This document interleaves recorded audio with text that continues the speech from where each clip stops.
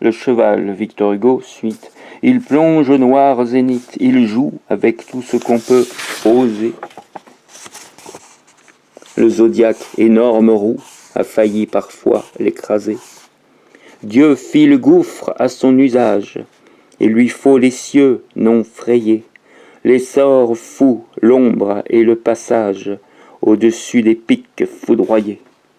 Dans les vastes brumes funèbres, il vole, il plane. Il a l'amour de se ruer dans les ténèbres, jusqu'à ce qu'il trouve le jour. Sa prunelle sauvage et forte fixe sur l'homme, atome nu, l'effrayant regard qu'on rapporte de ses courses dans l'inconnu. Il n'est docile, il n'est propice qu'à celui qui, la lyre en main, le pousse dans le précipice, au-delà de l'esprit humain. Son écurie, où vit la fée, veut un divin palefrenier. Le premier s'appelait Orphée, et le dernier André Chénier. Il domine notre âme entière, Ézéchiel sous le palmier l'attend, et c'est dans sa litière que Job prend son tas de fumier. Malheur à celui qui l'étonne, ou qui veut jouer avec lui.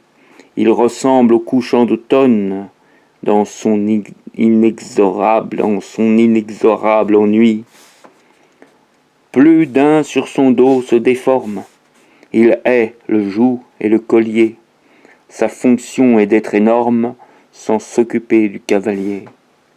Sans patience et sans clémence, il laisse en son vol effréné, derrière sa ruade immense, Malebranche, désarçonné.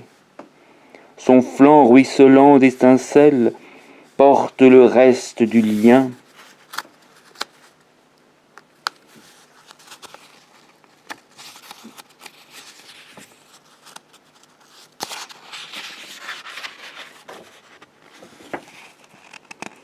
Qu'on tâchait de lui mettre aux ailes des préaux et quintiliens. Pensif, j'entraînais loin des crimes, des dieux, des rois, de la douleur, ce sombre cheval des abîmes, vers le pré de l'idylle en fleurs. Je le tirais vers la prairie, où l'aube, qui vient s'y poser, fait naître l'églogue attendri, entre le rire et le baiser. C'est là que croît, dans la ravine, où fuit Plaute, où Racan se plaît, l'épigramme, cette aubépine, et ce trèfle, le triolet.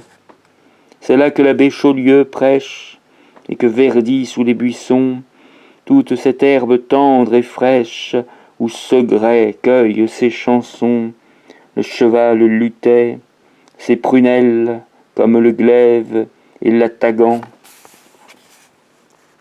brillaient, il secouait ses ailes avec des souffles d'ouragan. Il voulait retourner au gouffre, il reculait, prodigieux, ayant dans ses naseaux le soufre et l'âme du monde en ses yeux. Il hennissait vers l'invisible, il appelait l'ombre au secours. À ses appels le ciel terrible remuait des tonnerres sourds. Les bacchantes heurtaient leurs sistres, les sphinx ouvraient leurs yeux profonds.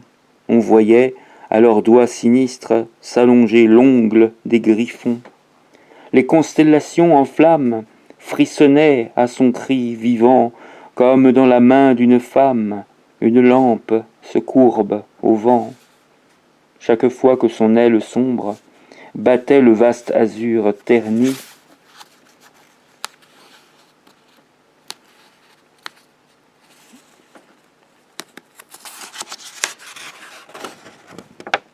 tous les groupes d'astres de l'ombre s'effarouchaient dans l'infini.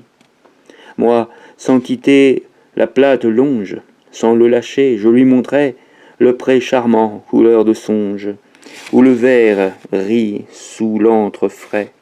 Je lui montrais le champ, l'ombrage, les gazons par juin attiédis. Je lui montrais le pâturage que nous appelons paradis. Que fais-tu là? Me dit Virgile, et je répondis, tout couvert de l'écume du monstre agile. Maître, je mets Pégase au vert. C'était Le cheval de Victor Hugo.